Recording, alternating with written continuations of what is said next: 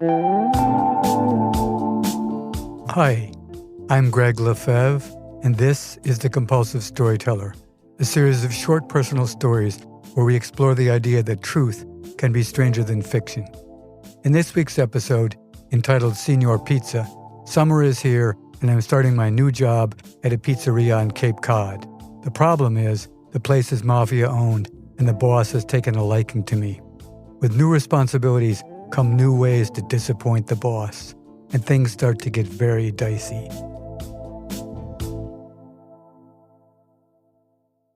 Signor Pizza.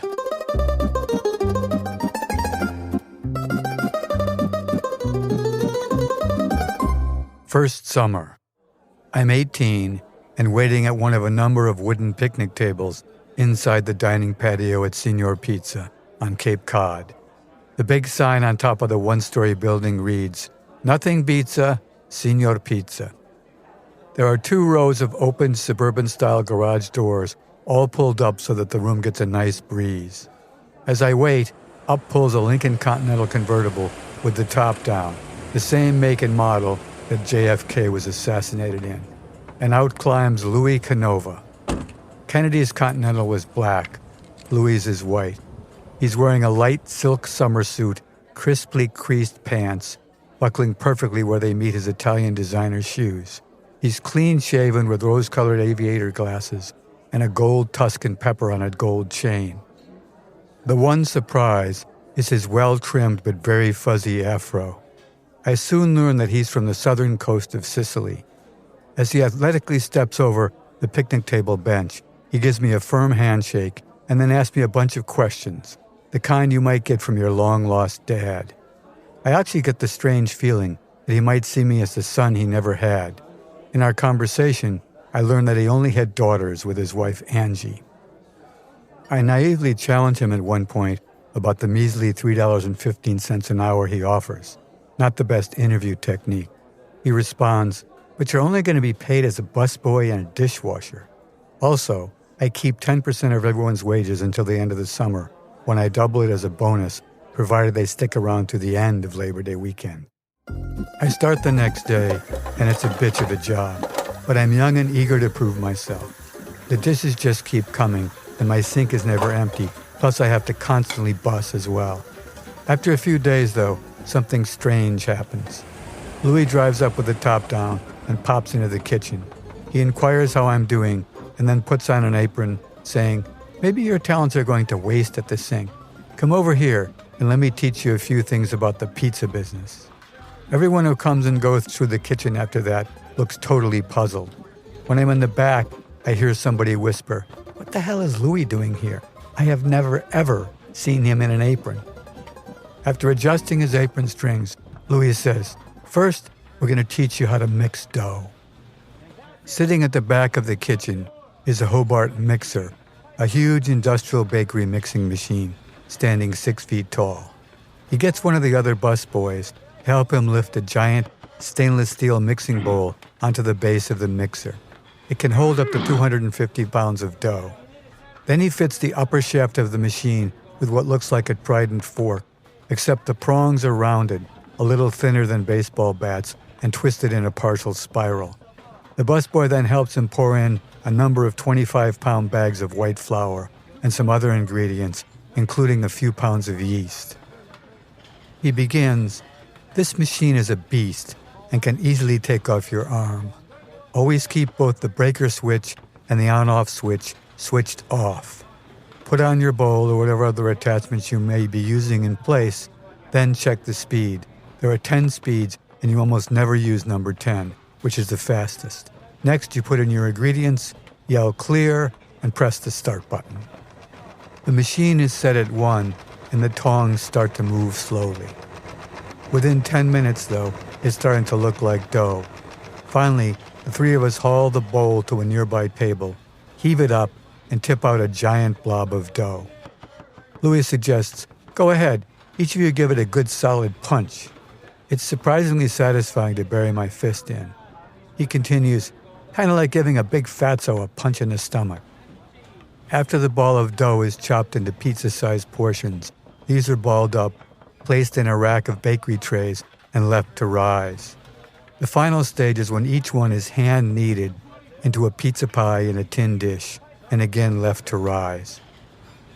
Louis tells me afterwards, "If you really master this stuff, I'll put you on the ovens as a pizza chef." I naively believe him. I really have no idea what I did to deserve all this special treatment from Louis. Maybe he's gay, looking for a younger man, or maybe he does see me as the son he's never had. After he leaves, the manager comes over with some unsolicited advice. "Be careful of Louis, Greg. He's connected." "Meaning what?" I ask. He lowers his voice and says, "Mafia." "Ah, good to know," I answer. Callow youth that I am, I'm not the least bit concerned.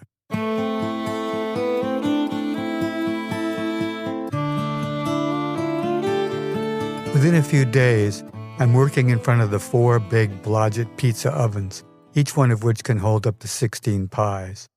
When it's busy, that's 64 pies attended to by 2 pizza chefs. Here's what it's like.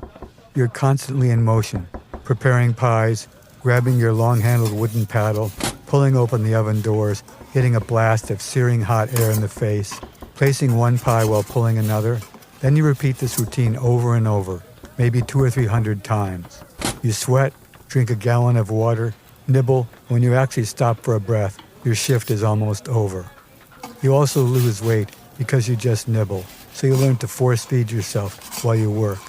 And for all this, you make just under $5 an hour, less Louis' 10%. It wasn't long before I encountered the dark side of Louis, the supposed mafiosi.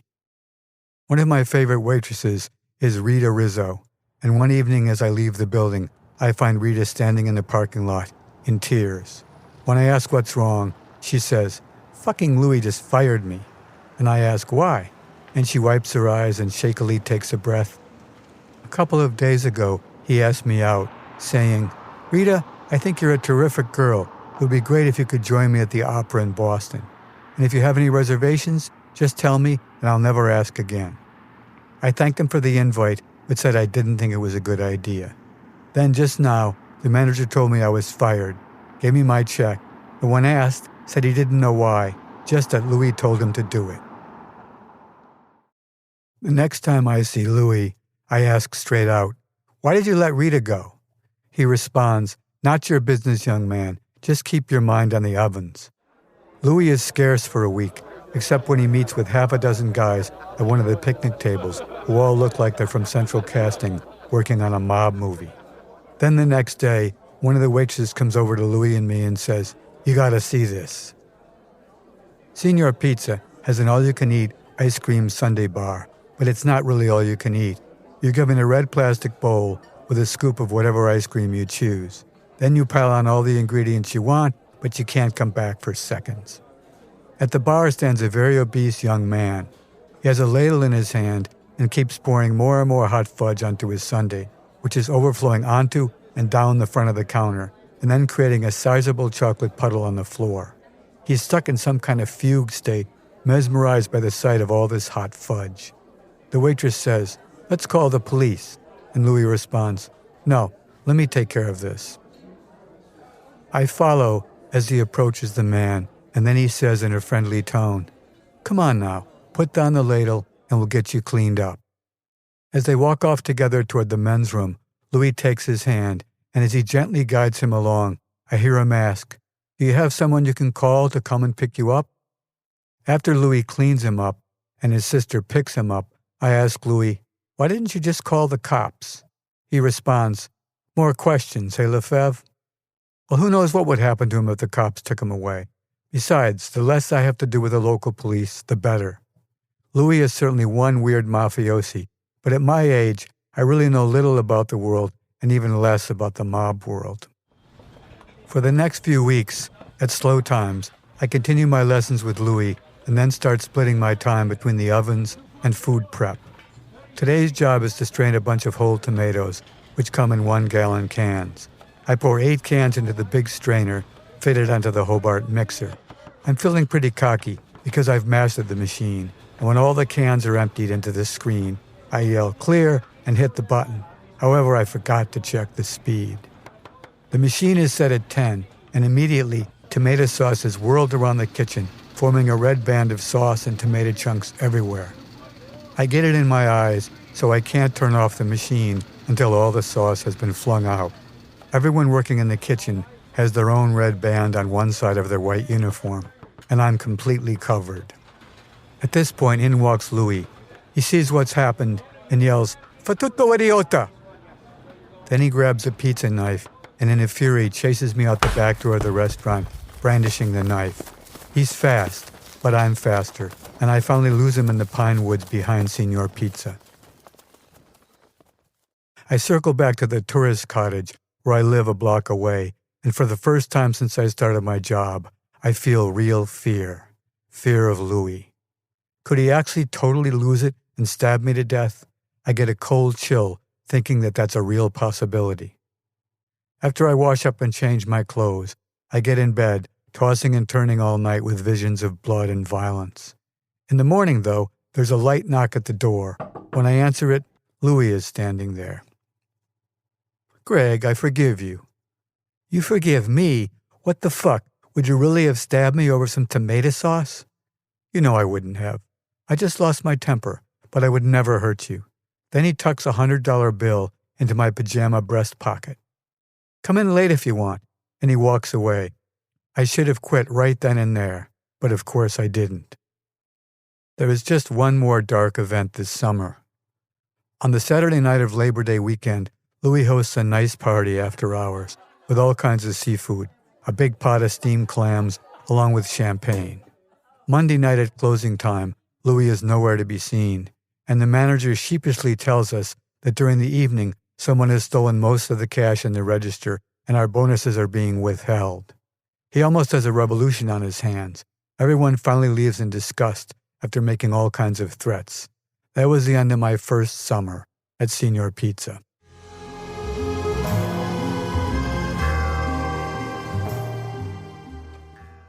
Second summer. I'm back at Signor Pizza, undeterred.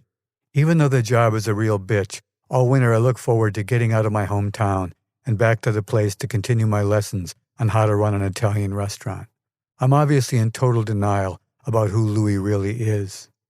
Not much has changed, except there's a whole crop of lovely new waitresses whom I watched Louis interview at one of the picnic tables. Then, one by one, they disappear. I'm still splitting my time between food prep and the ovens. Food prep is much more satisfying and less exhausting. For one of my breaks, I create my own pizza: clam, onion, and Canadian bacon. It's a hit with Louis and some of the staff, so the next time he prints up new menus, there's my creation listed among all the other corny pizza names. The Monsieur Lefebvre. None of the customers can pronounce either word, and the waitresses tease me with the best of their mispronunciations. At one point, Louis decides to install one of those see-through mirrors between his office and the kitchen, the kind they have in interview rooms at police stations. This way, he can see what we're doing when he's in his office. Everyone hates it. Big Brother is watching and all. So I foolishly decide to do something about it. The wall to his office with the mirror is 10 feet tall, and the ceiling is 12 feet high, so after hours, I screw a plexiglass mirror to the ceiling so we all know when he's in his office. I instruct the staff not to obviously look up at the mirror, which of course everyone does. Within minutes of his entering his office from the outside door, he sees people looking up and discovers the mirror. He angrily comes out, points to the ceiling, and demands, "Who did this?" I take credit, and he asks why. I say, "You spy on us, we spy on you." Lots of the kitchen staff are smirking. "Lefebvre, you really piss me off." He slams his door hard as he re-enters his office. Interestingly, though, he never takes down the mirror. One busy Saturday night, we run out of meatballs, which is totally my fault. I call in the staff and tell everyone not to take any meatball orders, finishing my instructions with, "That means no orders for spaghetti and meatballs, meatball pizza, or meatball subs." Then Louis shows up.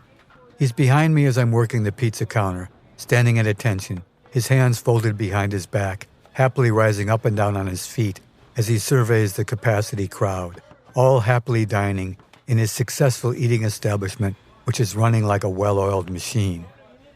When an order comes in for 6 meatball subs, I leave it on the order board and work around it, pulling out pizzas and making other types of subs. But Louis is sharp. He watches the slip, then grabs it from the order board and says, "Come on, Lefebvre, put out this sub order." I know what's coming. He grabs the ladle and finds no meatballs in the tomato sauce vat. As he heads for the walk-in freezer to discover the empty plastic barrel that should be filled with meatballs, I take off my apron and head out the back door. It's an exact repeat performance of last summer's pizza knife episode, and as I'm running from him, I think, damn, I've got to quit this job. The next morning is déjà vu all over again. The knock at the door, he forgives me, I accuse him, and I get another $100 bill. Except this time, he informs me that the police were called by someone, that he had to talk his way out of a nasty situation, and demands that I not be late for work. As I finger the $100 bill, I say to myself, Greg, quit while you're ahead. The rest of my second summer is uneventful, although Louis' lessons have pretty much ended. Then on Labor Day weekend, there is yet another déjà vu moment. A great Saturday night party after hours, then Monday night, no Louis, and the new manager reports that money has been stolen from the cash register and there will be no bonuses. There are more threats, accusations, and police reports, but Louis gets away with it once again.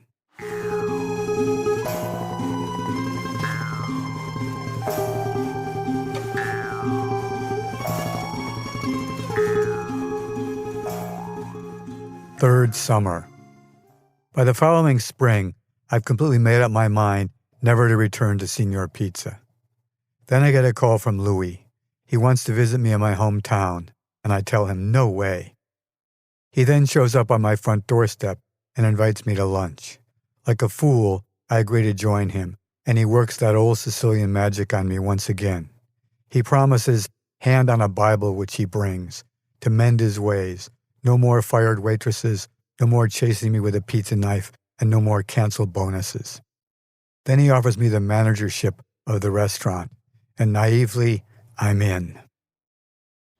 I report for duty as manager in the late spring, but this time things go to hell much more quickly. It begins one morning when I'm starting a 250-pound batch of dough. I put in all the secret ingredients, including the yeast, and I'm not paying close attention. Then there's a fracas in the dining room. Some drunk customer is berating a waitress, and I intervene and almost get clobbered. Coming back into the kitchen, I'm completely shaken and take out some 1-pound blocks of yeast, put the yeast into the mix, and start the Hobart. When I go to throw out the yeast wrappers and find the ones from before, I realize that there is now twice as much yeast as called for. What a colossal mistake, I groan. I get 2 busboys. We dig out a very large burlap bag that's about the size of a refrigerator. The 3 of us wrestle the dough ball into the bag, and I tell the guys to drag it out behind the restaurant and not to tie it off. Then I go back to work on a new batch of dough. About an hour later, one of the waitresses comes over to me. You won't believe what's going on behind the restaurant. When I go to the back door, there's already a crowd of staff marveling at what they see.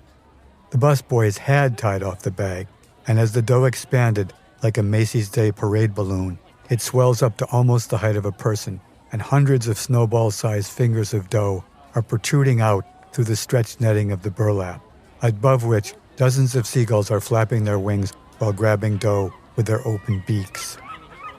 Louis pulls up in front of the restaurant, finds the dining area completely devoid of staff, and hears the commotion in the backyard. As he opens the back door to this carnival act, I know what's coming. It sounds like high comedy, but I've yet to test whether in a fit of rage he would actually stab me, so I lay it out before he comes back with a pizza knife. In the morning, there's no knock at my door and no $100 bill. Louis is finally done with me, and I breathe a sigh of relief. He's smarter than I am in terminating our relationship.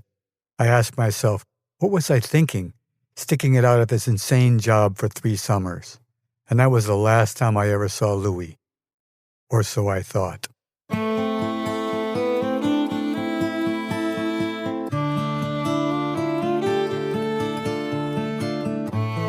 In the 15 years after leaving Signor Pizza, I've had a number of jobs, and learned a good deal about the workaday world and the world in general. It's been a hardening experience with many painful lessons and defeats. I've had to resign myself to the fact that the world is just not a fair place. At one point in time, when I was musing about all this, I was driving on the Massachusetts Turnpike. In front of me was an old Lincoln Continental that was rusted out and burning oil badly, and I realized that Louis was in front of me. As I passed him, I blew my horn and waved. He responded by giving me the finger. As we approached the only open toll booth at the New York end of the turnpike, I was ahead of him, and I told the toll booth operator that I wanted to pay the toll of the guy behind me as well as my own, and asked him to pass on a note, which I scrawled on a piece of paper. "Hi, Louis. It's Greg Lefebvre. Let's have coffee at the next rest stop." At that point, Louis laid on the horn because we were taking so long. After I left the toll plaza, I drove slowly, and eventually he pulled up next to me, gesturing with a thumbs up this time, and we both exited at the next rest stop. He gave me a big hug when I got out of my car. He looked like a shadow of his former self, haggard, unshaven, wearing a rumpled old suit that smelled like tobacco and sweat. His news over coffee wasn't good either. Angie had left him, he was estranged from both his daughters, and he'd lost whatever restaurants he still owned in various lawsuits.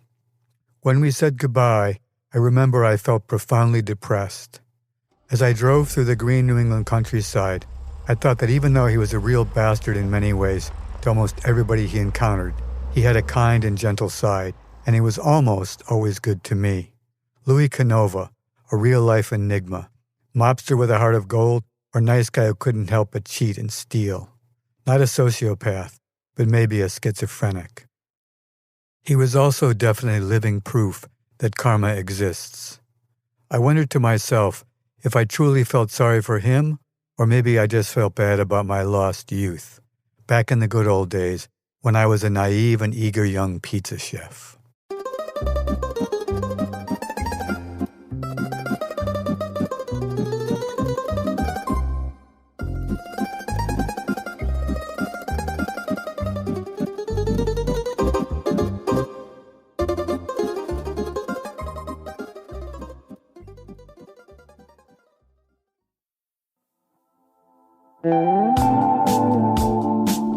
The Compulsive Storyteller is written by me, Greg Lefebvre, and co-produced with Peter Kokoma, who has also composed this week's music and made our theme song.